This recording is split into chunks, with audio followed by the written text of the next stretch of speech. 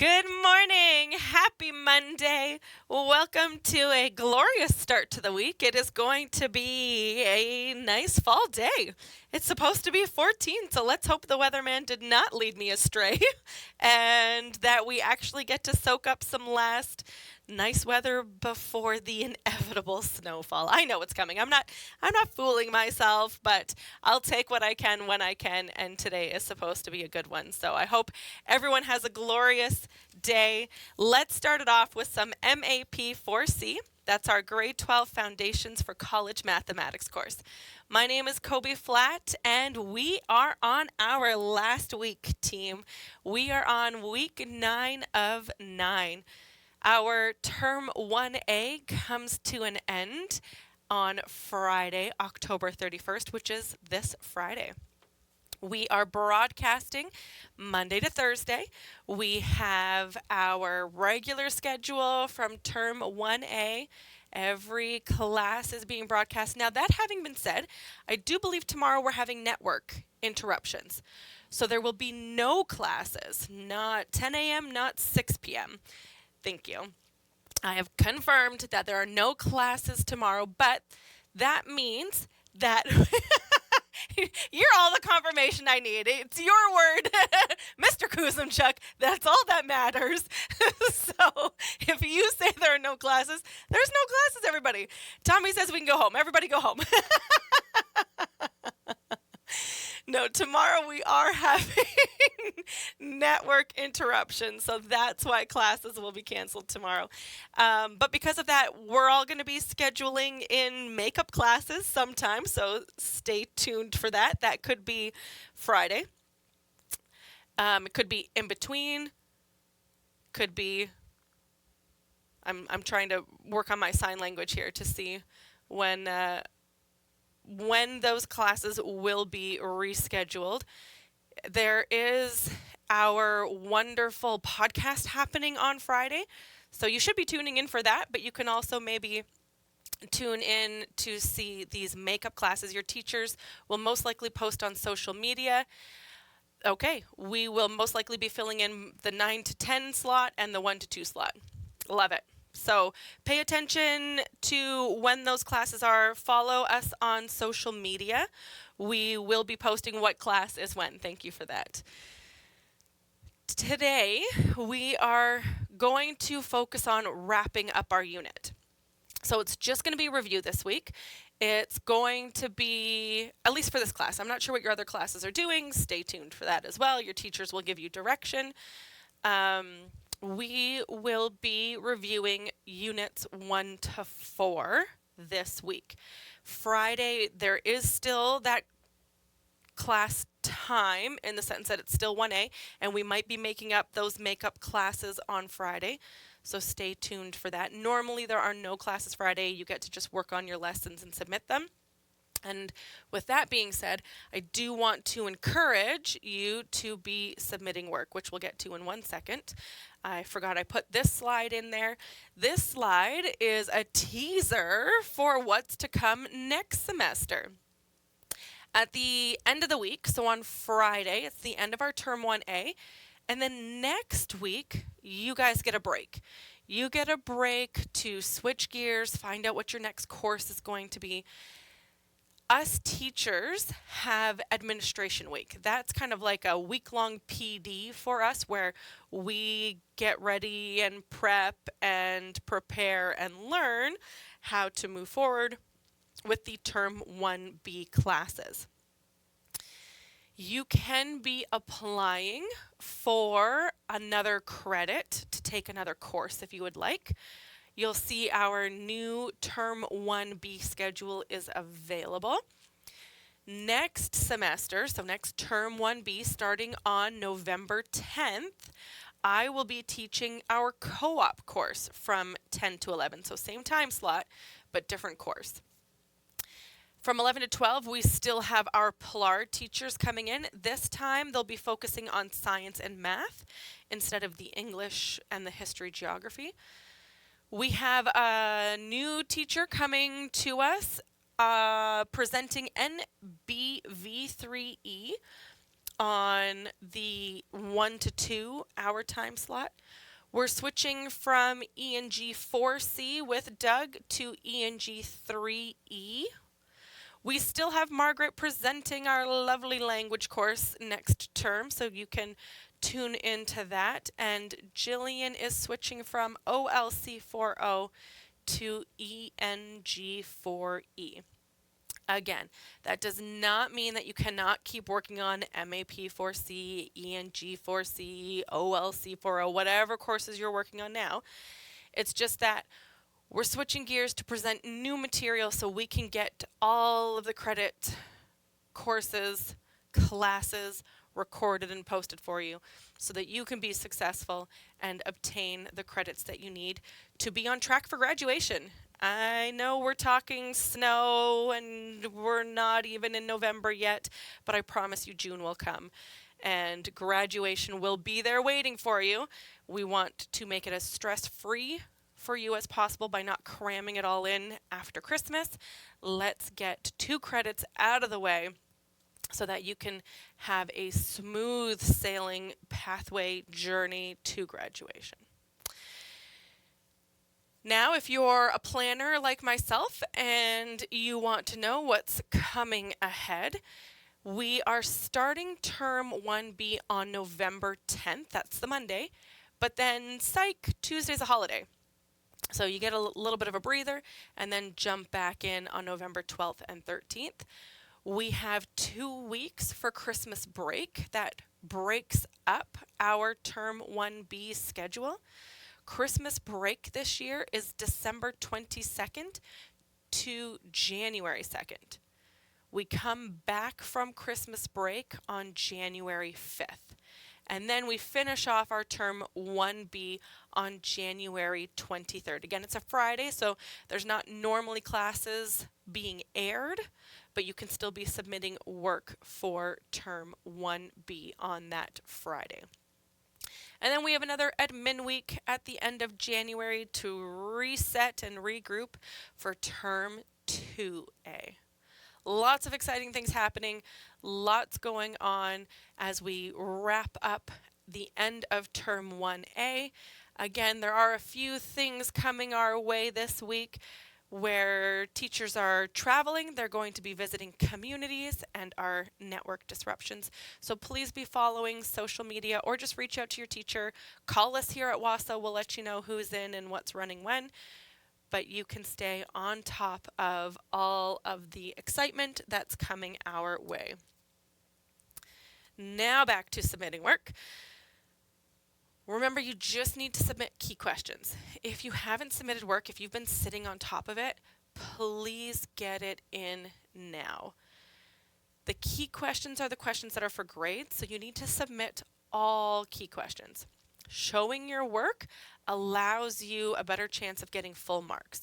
When you show your steps and your thinking, then if something goes wrong somewhere along the way, let's be honest, I've made my fair share of forgetting to put the decimal point or putting a 0 instead of an 8, then I can see where that breakdown happened and I can give you part marks for it.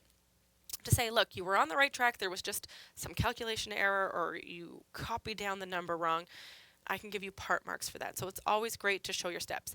If you just give me the answer and the answer's wrong, I can't tell where you went wrong, so you would just get 0 then. But if you're showing me your work, I can still maybe give you 2.5 marks out of 4, that kind of a thing. Now the support questions are just for practice. If you have not been doing the support questions throughout the course, this week is a great time to do them. It's great for practice. See if you remember the concepts from lesson 1, 2, 3, 4, all the way to 20. Test yourself. The answers are in the back of each unit, so you can go through, try your hand at the support questions, flip to the back and see, yeah, you still got it, or, ooh, I did forget that. Let's go and practice one more support question.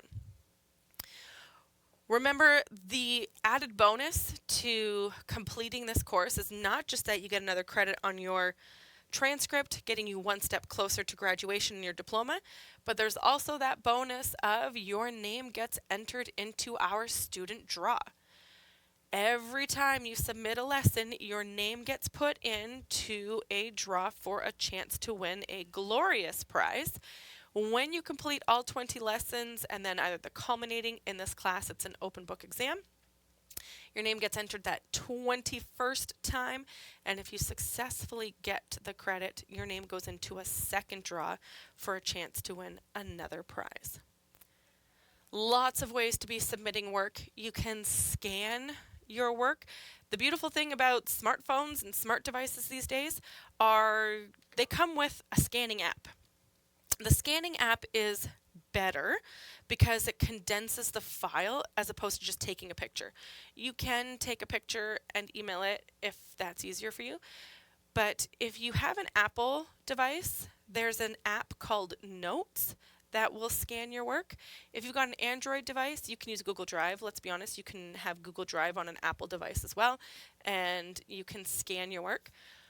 Once it's scanned, we ask that you email the attachments to studentwork@nnec.on.ca. If you're in community and you've got a learning center, you can always drop your work off at the learning center and your DEC, your distance education coordinator, will forward your completed work to us. Or maybe you're in the area. Maybe you've got a medical appointment, you're in town, you can come on in, stop by our WASA offices, check us out, meet your teachers in person. If you happen to be here outside of business hours, we do have an outdoor mailbox located on our side entrance of 71 Front Street. You can put work in there as well. Lots of ways to be getting that work to us. Please, I encourage you to hand in all of your completed lessons. If you were stuck on a lesson, if you're currently stuck on a lesson, if you're unsure, going back and re-watching the recorded classes on YouTube maybe didn't quite clarify it for you, you can always reach out to me and we can work through it together. You can email me at Jacoba, Jacoba, .flatt, F-L-A-T-T, at nnec.on.ca. You can call me at my desk, 807-737-1488, extension 2228. You can call us toll-free here at WASA 1-800-667-3703, and you can be transferred to myself or whoever it is that you need. You can also connect with me on Facebook. J Flatt would be like the first name, and WASA would be the last name.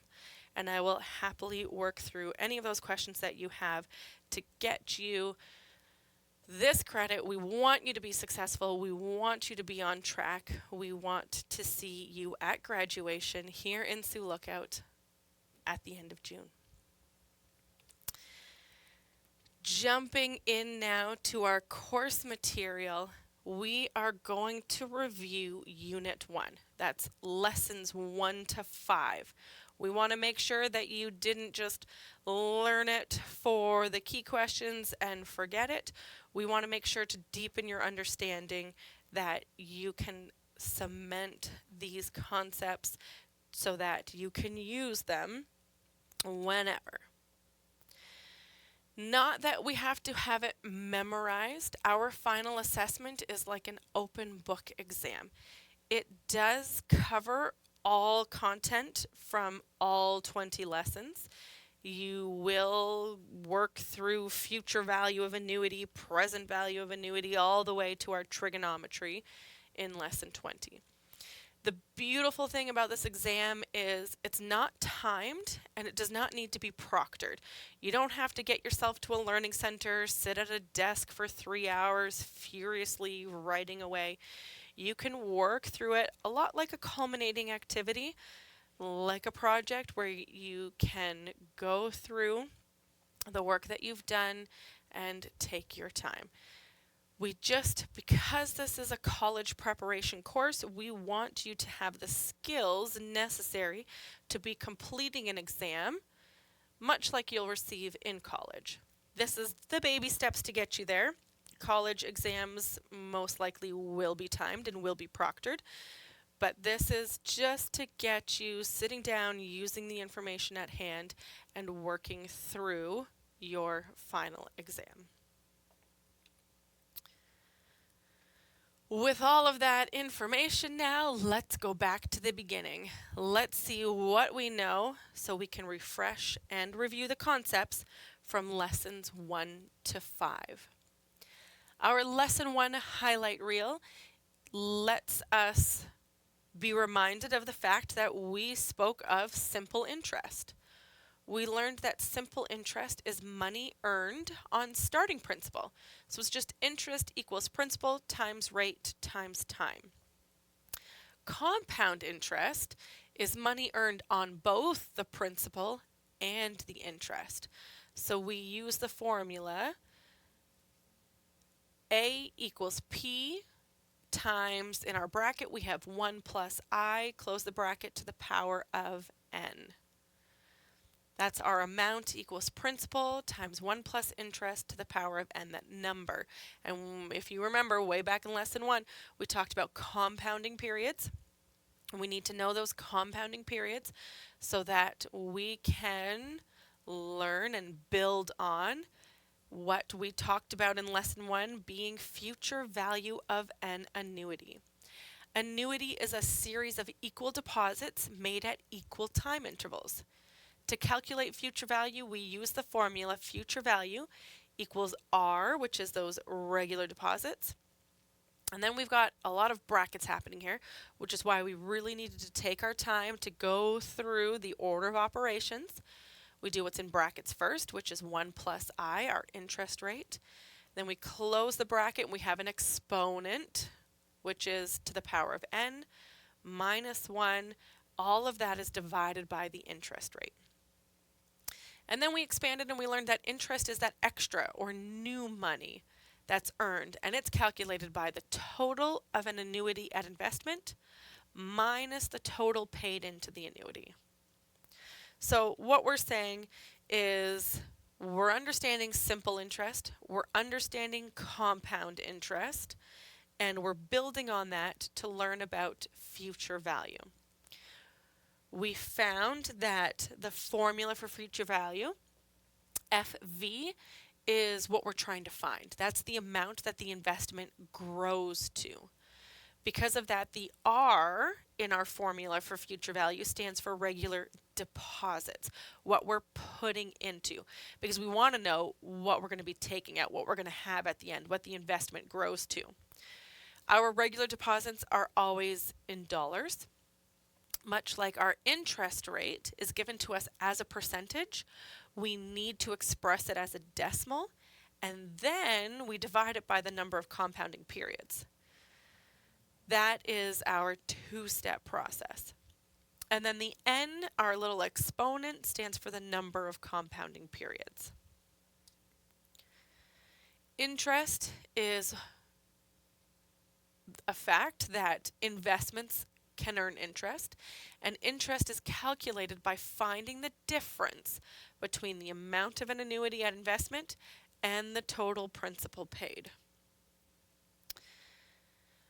We have a few practice examples. I'm going to skip the easy ones where they give us the value of R, I, and N, and we're going to jump to, let's do one where we have to find, because I'll be honest with you right now, our exam is not just going to hand it to you.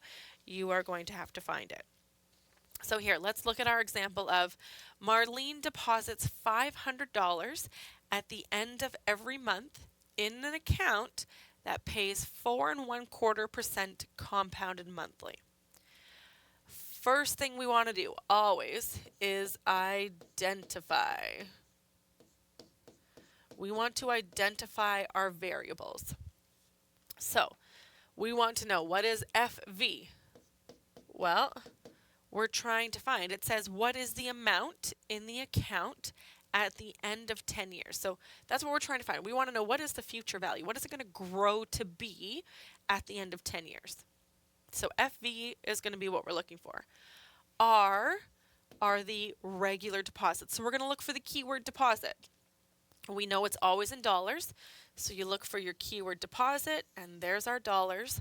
R is 500. Then we're going to look for I. I is our interest rate. Here it's telling us that it is 4.25%. It's giving it to us as a percentage. We have to express it as a decimal. So we can say 4.25, but that's not really what it means by expressing it as a decimal. Percentage means of 100. So we need to divide 4.25 or 4.25. We need to divide it by 100. Now, we can either calculate it. You never lose marks for using a calculator. Or we can do there are 2 zeros in 100. We can move our decimal place 2 to the left, which would give us 0.0425. But we're still not done. Because remember, it's a two-step process. So all we've done is just identified it as a decimal, but then we have to divide it by the number of compounding periods. So we're going to look for that keyword compounding, which we see compounded, and then here it has monthly. And if we remember our compounding table, monthly means 12. So we need to divide 0.0425 divided by 12. The more decimal places you include, the more accurate your answer will be. I like to take it usually just to 5 decimal places. So I'm going to say 0.00354. So FV is unknown, R is $500, I is 0.00354, and then N is the number of compounding periods, which is 12, times the length of time in years. So we have to do 12 times. Part A says what is the amount in the account at the end of 10 years. So we need to multiply by 10, which means N is 120. Now that we have identified our variables, we get to plug it in or substitute. We're going to say FV, because we don't know FV, equals 500. Open our bracket. We're saying 1 plus 0.00354, that's our I, to the power of 120 minus 1 all over interest of 0.00354.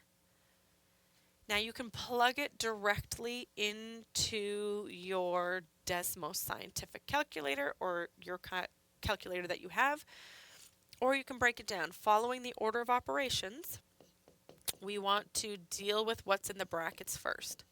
So we're going to say 1 plus 0.00354 gives us 1.00354 to the power of 120 minus 1 all over I. Now, there is still brackets. We have a few sets of brackets here. We can't solve what's in our square brackets yet. We solved what was in our parentheses, like the round brackets. Now we need to apply our exponent so that we can get to the rest of what's in the brackets. Or again, you plug it all in to your scientific calculator. I'm going to break it down so that we know the step. And what we need to calculate is 1.00354 to the power of 120. That gives us, and again, when you include more decimal places, you get a more accurate number. If you want to just do 4 decimal places or 3 decimal places, 5 decimal places is better, then you can do that. We have 1.528.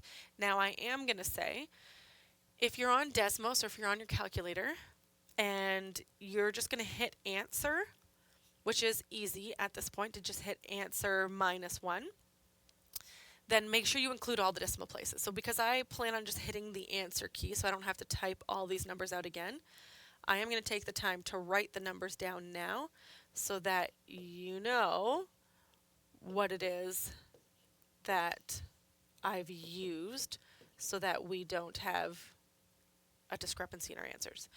So I'm just going to hit answer, and then I'm going to say -1, which gives me 0.528. And again, I'm going to use all of it because I'm just going to hit answer, multiply by 500. So I'm going to write out 500 times 0.5281378.059, and that's all going to be divided by I, which is 0.00354. Future value equals, I'm going to deal with what's on top, so I'm going to hit answer so that my 0.5281378.059 times 500. Oops, I didn't mean to do that second one.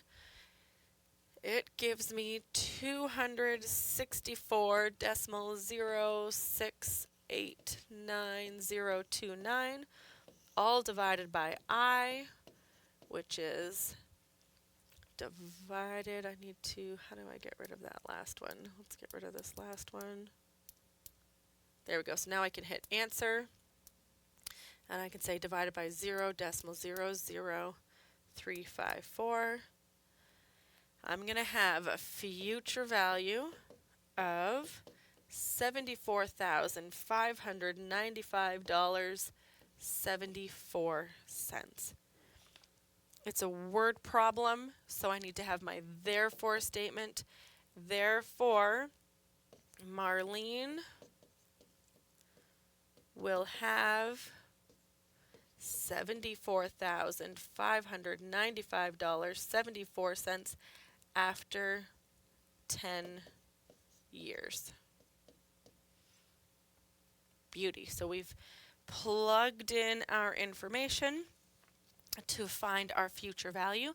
We're going to take that number, $74,595.74, and use it for part B, which asks us to find how much did Marlene earn in interest. Well, we know that interest is our value of annuity minus the principal. So what we're going to do is we're going to take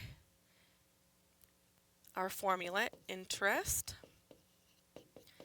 equals total annuity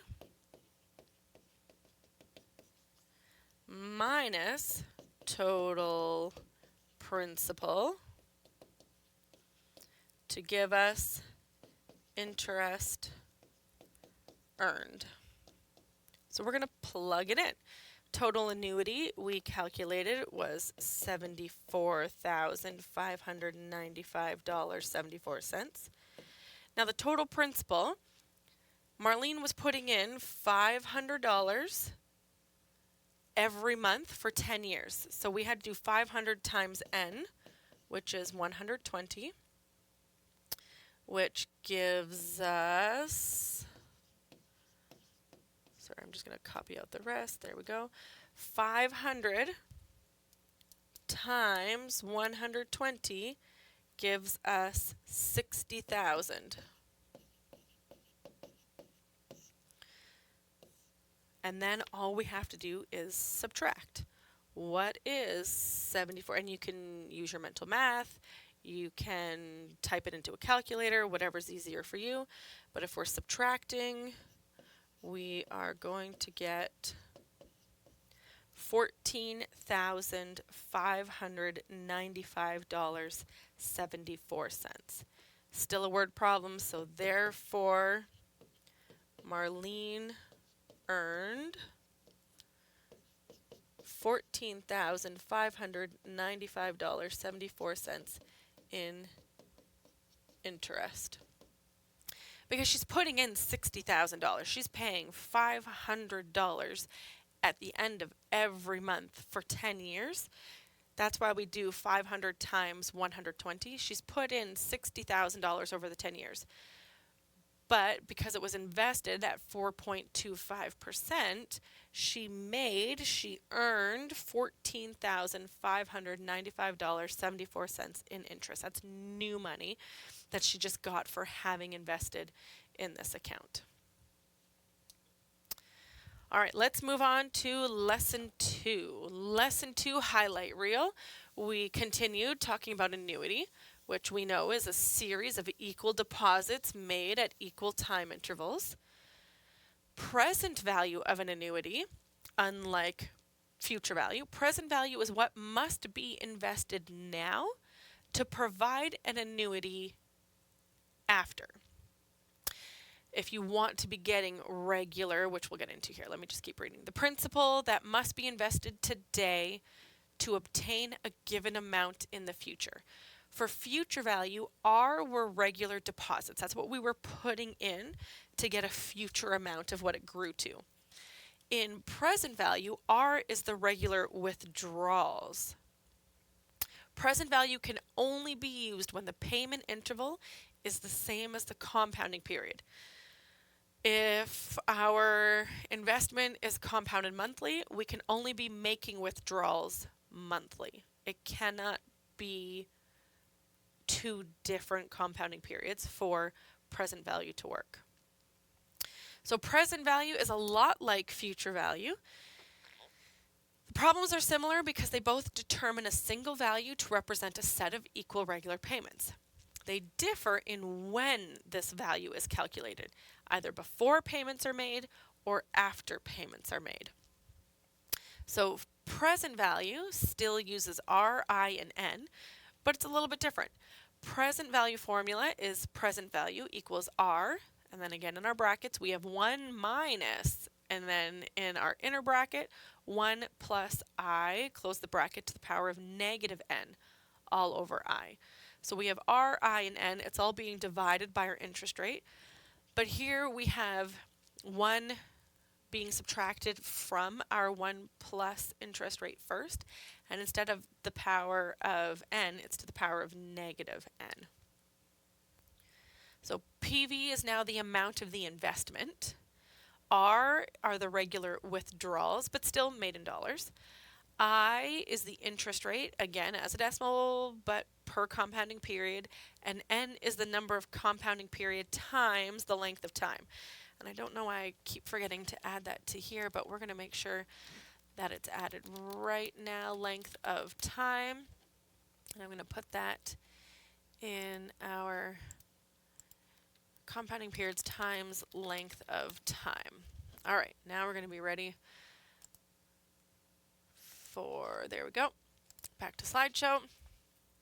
And let's try, how much time do we have? 10:32. I did a lot of talking and promoting for next term, so maybe what we'll do is get through all 5 lessons and then come back to do an example. But essentially, the question here is Caden's grandparents want to help him through his college years. They want to be able to set him up with some income while he's away at college. So they set up an annuity that will pay Caden $500 per month for the next 4 years. The first payment is to be made when he starts college next year. The investment was guaranteed an interest rate of 9% compounded monthly. How much does the annuity cost today? So we need to find out how much do Caden's grandparents need to put into an account today in order for Caden to be receiving $500 a month for his 4 years at college. And that line, the first payment is to be made when he starts college next year, lets us know that we can use present value. So we would be looking at plugging in our PV, present value, which is what we're going to calculate. That's our unknown. R are the regular withdrawals, so that's still 500. I is going to be 9%, which we have to divide by 100 to give us 0.09. And then we have to divide that by compounding periods, which is 12. And then N is going to be compounding periods, 12 times the length of time, and it's just for the 4 years. So once you've identified what your variables are, then you can plug them into your formula to find what is present value going to be. Making sure you follow the order of operations, or if you're plugging it directly into your scientific calculator, that you keep all the brackets where they're supposed to be. So if you are typing it straight in, you want to make sure that you are putting in your calculator, we have R and then in brackets 1 minus, then you need to open that second bracket, 1 plus I, which is 0.09 divided by 12 to the power of 12 times 4, negative 48. And that is all going to be over 0.09 divided by 12. Make sure that you are putting in your brackets so that it stays organized. Lesson 3. Lesson 3 brought us to mortgage payments. We found that the cost of a loan is determined by a few factors, which can include the amount of a loan, the length of a loan, the amount of regular payments, the rate of interest, and the number of regular payments. Securing a mortgage requires a down payment, which is a portion of the purchase price that you provide. It secures at least a small amount of equity in your home or property. It's showing that you're serious about this purchase and helps you to build that equity. So you have to include a down payment. We talked about costs associated with buying. When you want to buy a house, there's a lot that goes into it. There's a lot that you need to save for, more than or on top of just your down payment. You need to have that deposit. You need to pay for a home inspection fee. You'll need mortgage default insurance, often land transfer tax. There are legal fees, disbursement fees, title insurance that all has to be paid. You've got your closing costs, and that's all on top of your moving costs. How are you going to get from the old place to the new place? There's so much that goes into buying your house. It can't just be, yay, I found a beautiful home, let's move in.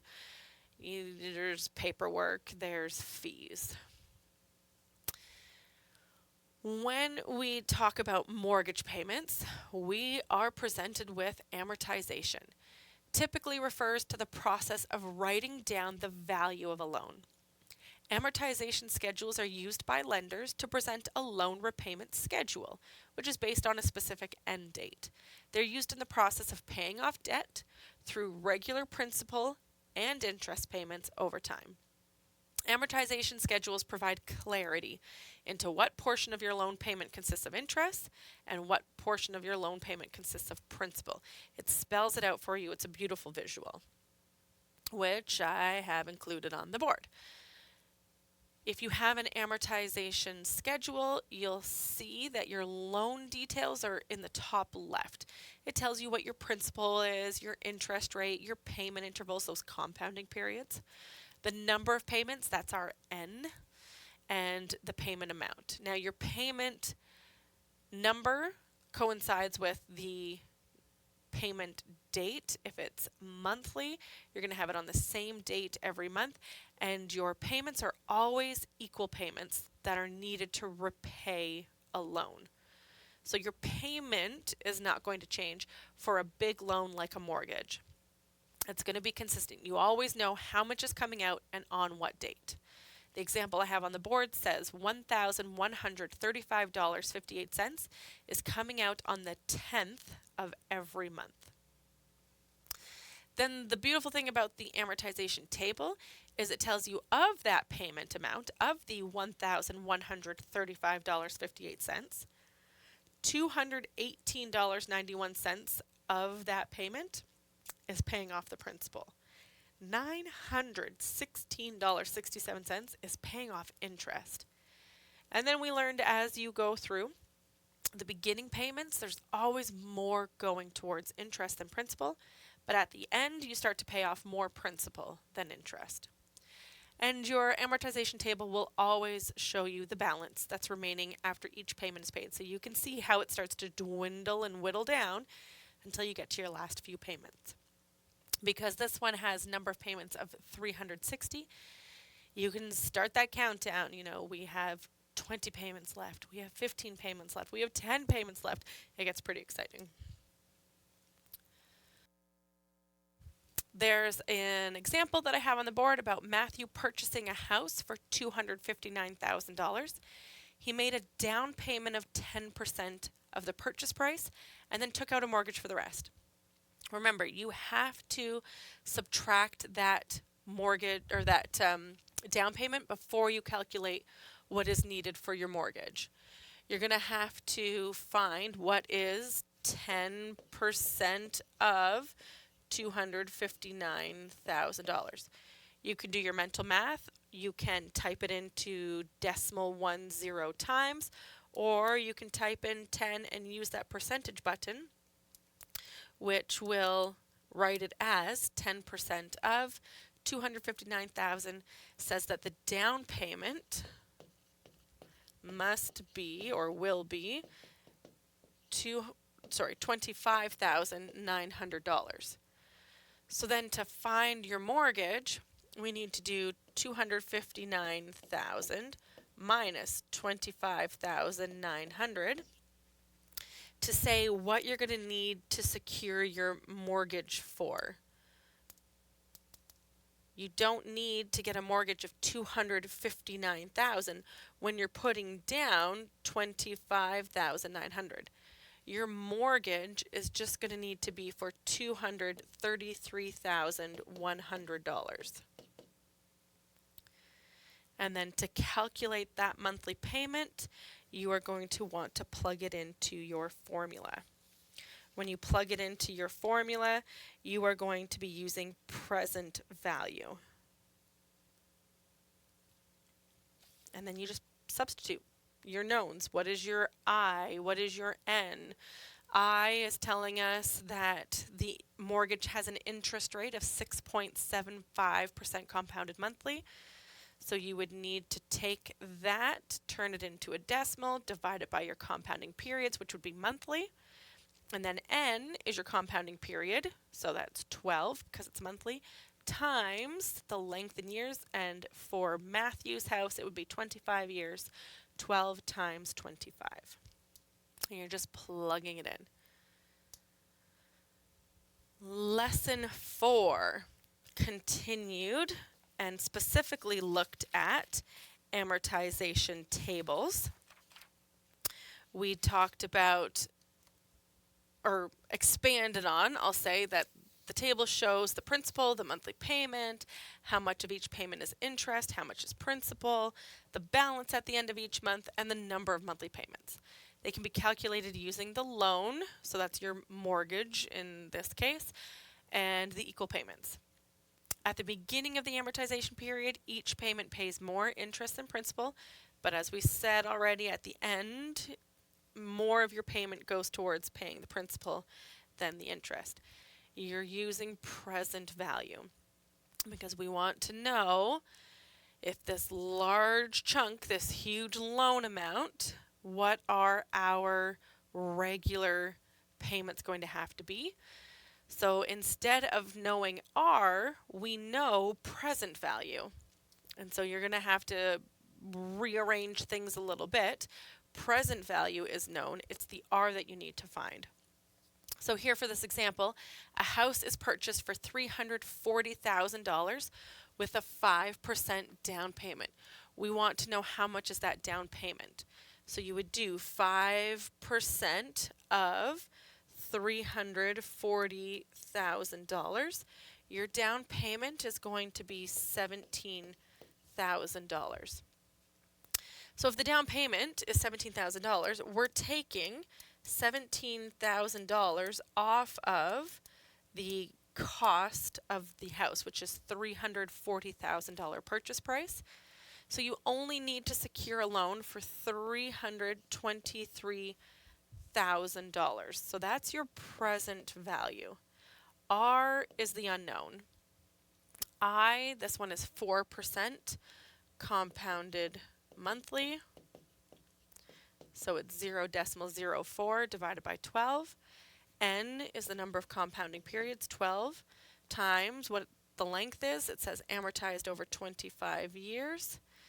So we just plug it in, and then you have to work through the order of operations and isolate R by itself so that you can find out what your mortgage monthly payments are going to be.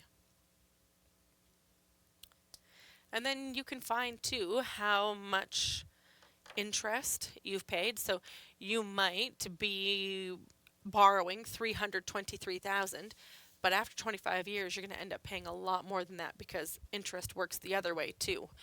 When you invest, you're earning that money, but when you borrow, you're paying back that money.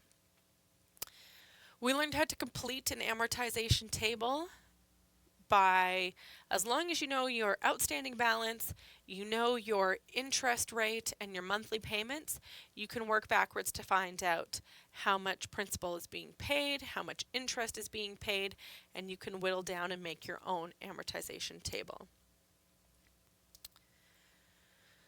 Wrapping it up, lesson 5. Lesson 5 talked about owning a home versus renting a home. We talked about fixed costs, that whether you're owning or renting, you have fixed costs, which are the ones that are the same every time, and you have variable costs. Those ones vary depending on factors such as level of use of a service, for instance. There are pros and cons to both renting or owning a home. The considerations depend on your needs, what's right for you, and it could just be what's right for you at this time.